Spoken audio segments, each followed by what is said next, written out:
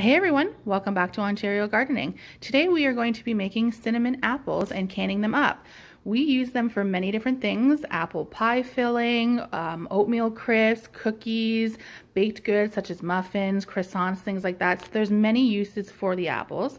And we are going to personally use 3 different kinds. We've got Cortland here, Junigolds, and I believe some Ambrosias.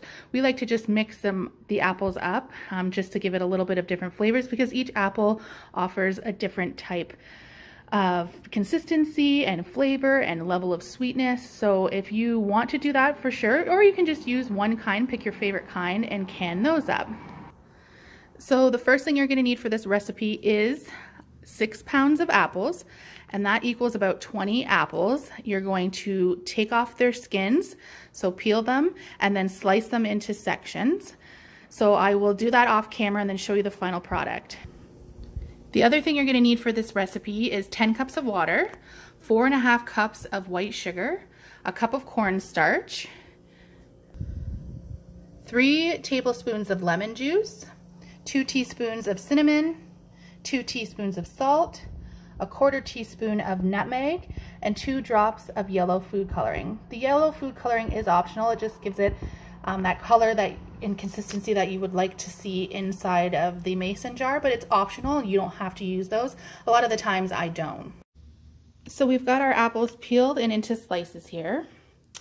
So I forgot to mention that I have this nifty little tool. I just found it at the dollar store. It is an apple core and peeler. So you basically would just put the core of the apple inside here, and you would take this with 2 hands and press down on the apple, and it makes these slices. So that makes your life so much easier. If you don't have it, just hand slicing works too, but we've got all that done, and now we're going to pack them into sterilized jars.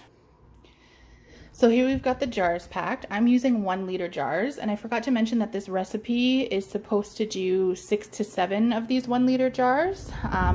So you are going to, I just started with 6, because last year I think I planned for 7 but only got 6. So you're gonna wanna pack your jars.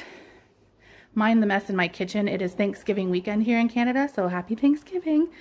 So yes, you're gonna pack your jars with the apples pretty tightly, but not super tight, because you're going to want that liquid to go through them and flow through them. So again, push them down as you put them in, and then leave a little bit of space though, because when we're pouring that hot liquid on top, we want to make sure it seeps down the jar and covers all of the apples, because they're going to sit in the solution as time goes on. So the first thing I'm doing before I'm turning the stove on is I'm going to take a pot, and I'm going to add my 4.5 cups of white sugar, my 1 cup of cornstarch, my 1/4 teaspoon of nutmeg, and my 2 teaspoons of cinnamon. And I'm just going to take a whisk and whisk all these dry ingredients together until they're combined. Once I've got that combined, I'm going to add the 2 teaspoons of salt, and then my 10 cups of water on top of that. So we'll start with 2, and I'm going to keep going till I get to 10 cups. Once I've got the water in there, I'm going to mix this all up, and then we're going to bring this to a boil. So you just want to make sure, because there's so much sugar on the bottom, that you've gotten all that sugar off of there, because you don't want it to burn. And as it comes to a boil, you want to just continuously stir it to make sure that that sugar does not burn to the bottom of this pan.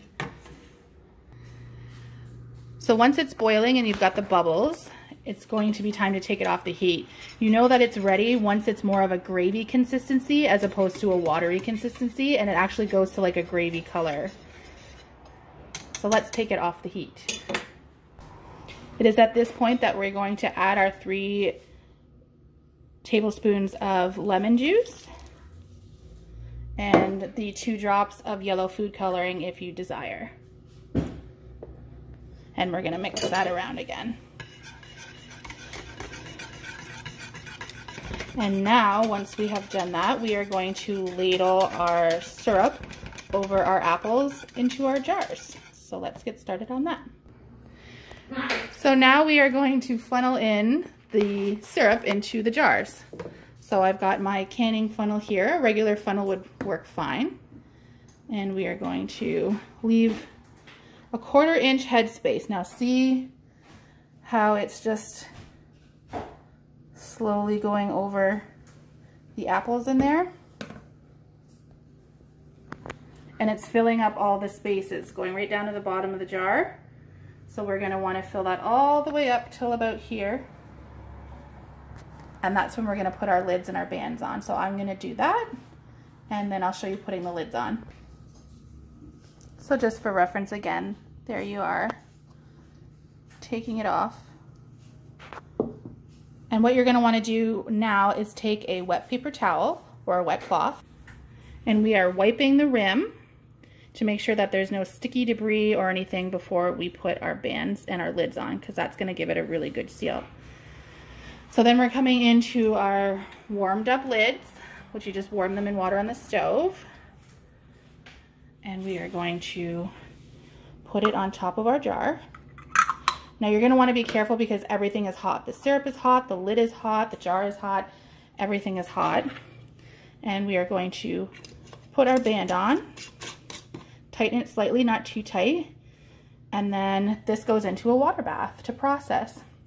So once you're done that, we put them into our water and we bring it to a boil, and we let that boil and process for 20 minutes. So we're going to go ahead and do that now.